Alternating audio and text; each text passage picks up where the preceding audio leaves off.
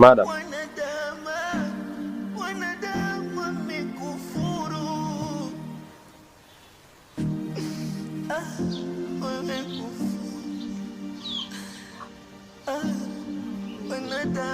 Sahil, nakumbuka leo nimeiona ile tarasimu, lakini sijui tena nini kilitokea baada ya hapo, kwa sababu kumbukumbu zangu zilifutika ghafla.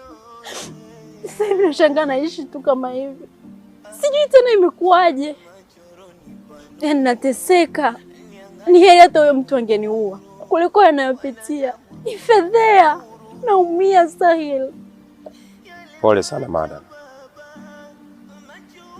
Kilichotokea ni kwamba baada ya wewe kufika tu pale, upepo kaanza kupuliza na ile karatasi kaanza kupepea kama kawaida yake. Na ndio iko hivyo kwamba ile karatasi tu ikaanza kupepea na wewe akili yako inakuwa inachanganyikiwa. Kwa hiyo haukuweza tena kukumbuka chochote ambacho kimefanya wewe uwepo kwenye eneo. Ndio ukaanza kukimbia hovyo, ndio maana ukaona uko hivyo. Pole sana madam. Sasa hili tunafanyaje?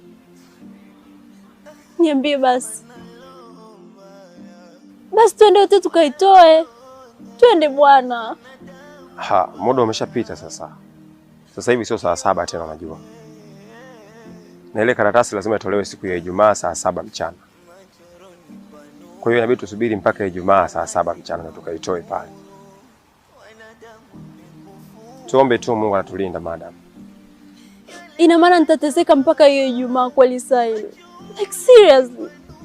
Huoni hata nayopitia? Mimi naona inatosha bwana. Tutaangalia cha kufanya, lakini ule ni mtego madam.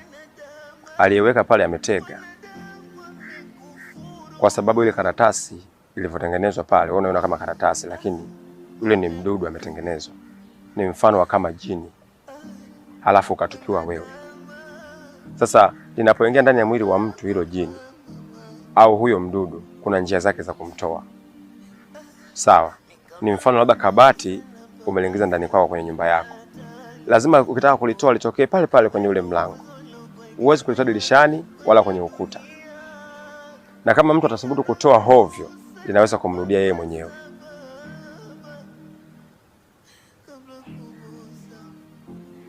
Madam, pole. Nenda tu kaoge, kawe sawa, tumombe Mungu. Mimi naamini kila kitu kitakuwa sawa tu kwa uwezo wake.